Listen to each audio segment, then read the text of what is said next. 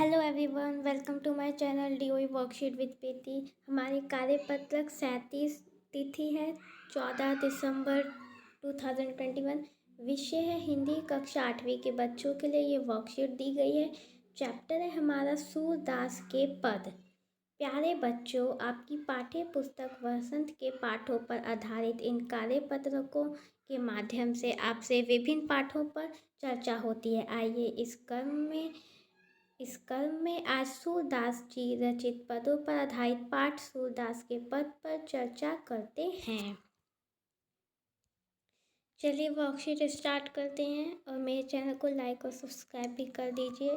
मैया कभी बढ़ेगी चोटी, कितनी बार मोही दूध पियत भई, यह अजहू है छोटी, तू जो कहती बल्कि बेनी ज्यों हवे है लांबी मोटी, काढ़त गुहत नहवावत जैसे नागिनी सी भुई लोटी, कांचो दूध पियावत पिची पिची देती ना माखन रोटी, सूर चिरजीवों दोन भैया भैया हरि हरधर की जोटी। यहाँ पे कुछ अपरिचित शब्द दे रखे हैं।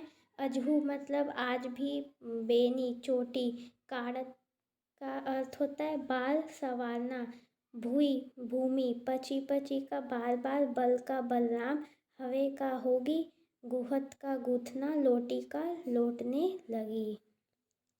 अब हम इस पैराग्राफ का सलाह देख लेते हैं। प्रस्तुत पद में सूरदास जी ने श्री कृष्ण के बाल काल का चित्रण किया है। इस पद में हमें श्री कृष्ण जी के बाल काल का चित्रण किया है। बताया गया है कि बाल स्वभाववश श्री कृष्ण दूध पीने में आनाकानी किया करते थे। जो कृष्णा जी थे, जब वो छोटे थे, बालकान में थे, तब वो दूध नहीं पीते थे, आनाकानी करते थे। तब एक दिन माता यशोदा ने प्रलोभन दिया कि कान्हा, तू रोज कच्चा दूध पिया कर, इससे तेरी चोटी बलराम जैसी मोटी व लंबी हो जाएगी। श्री कृष्ण जी थे, वो बालकाल में दूध नहीं पिया करते थे, इसलिए उनकी जो माता थी, माता यशोदा ने उन्हें लालच दिया कि कान्हा, अगर तू रोज कच्चा दूध पिएगा तो इससे तेरी चोटी बलराम जैसी मोटी व लंबी हो जाएगी। मैया के कहने पर कान्हा दूध पीने लगे। अधिक समय बीतने पर एक दिन कन्हैया बोले, मैया मेरी यह चोटी कब पड़ेगी। जब माता यशोदा ने कहा कि कच्चा दूध तू रोज पिया कर, तेरी चोटी लंबी व मोटी हो जाएगी, तब से कान्हा जी दूध रोज पीने लगे और अधिक समय बीतने के बाद भी उनकी चोटी नहीं बढ़ी और वह बोले कि मैया मेरी यह चोटी कब बढ़ेगी, दूध पीते हुए मुझे कितना समय हो गया है, लेकिन अब तक भी यह वैसी ही छोटी है। तू तो कहती थी दूध पीने से मेरी यह चोटी बलदाऊ की चोटी जैसी लंबी व मोटी हो जाएगी। कान्हा जी सवाल पूछते हैं अपनी मैया से कि तू तो कहती थी कि दूध पीने से कि मेरी चोटी लंबी व मोटी हो जाएगी, शायद इसलिए तू मुझे रोज़ नहलाकर बालों में कंघी से संवारती है, चोटी गूंथती है, जिससे चोटी बढ़कर नागिन जैसी लंबी हो जाए। कान्हा जी बोलते हैं कि शायद इसलिए तू मुझे रोज़ नहलाती है, बालों में कंघी करती है, संवारती और चोटी को गूंथती भी है, जिससे मेरी चोटी नागिन जैसी लंबी हो जाए। कच्चा दूध भी इसीलिए पिलाती है। ये कृष्ण जी बोल रहे हैं। इस चोटी के कारण तू मुझे माखन व रोटी भी नहीं खाने देती है। सूरदास कहते हैं कि श्री कृष्ण और बलराम दोनों भाइयों की जोड़ी चिरकाल तक अमर रहे। इस पद में बताया गया है कि जो श्री कृष्ण है वो बचपन में दूध नहीं पिया करते थे, इसलिए जो माता यशोदा है उन्होंने लालच दिया कि अगर तू रोज़ कच्चा दूध पिएगा, इससे तेरी चोटी बलराम दाव जैसी मोटी व लंबी हो जाएगी।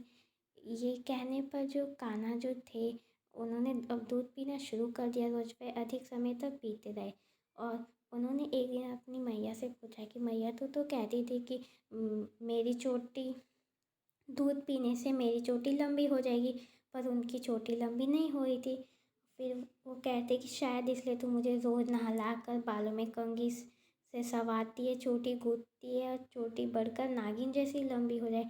कच्चा दूध भी इसलिए ही पिलाती है।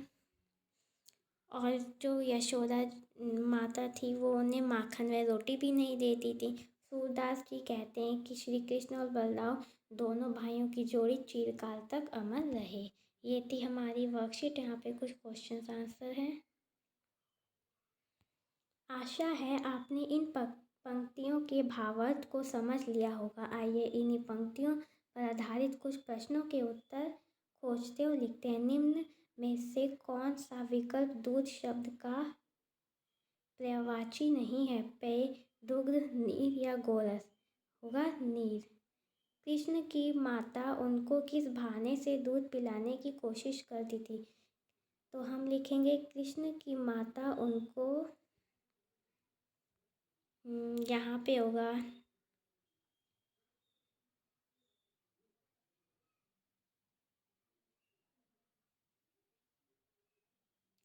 कृष्ण की माता उन्हें किस बहाने से दूध पिलाने की कोशिश करती थी? तो आप यहाँ से लिख दें कि माता यशोदा ने प्रलोभन दिया कि कहना तू रोज कच्चा दूध पिया कर, इससे तेरी चोटी बलराम जैसी मोटी व लंबी हो जाएगी। ये हो गया हमारा सेकंड का आंसर। और आप इसके आगे ये भी लिख लिया करें, कृष्ण की माता। थर्ड है हमारा, कृष्ण को दूध की तुलना में क्या अधिक पसंद था? तो कृष्ण को पसंद था, हमारा थर्ड है कृष्ण को दूध की तुलना में क्या अधिक पसंद था? तो हम लिखेंगे कृष्ण को दूध की तुलना में माखन व रोटी अधिक पसंद था।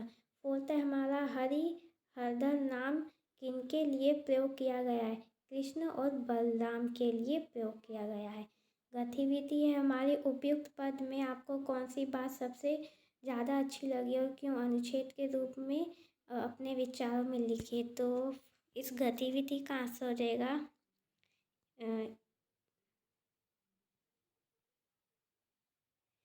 उपयुक्त पद में हमें सबसे ज़्यादा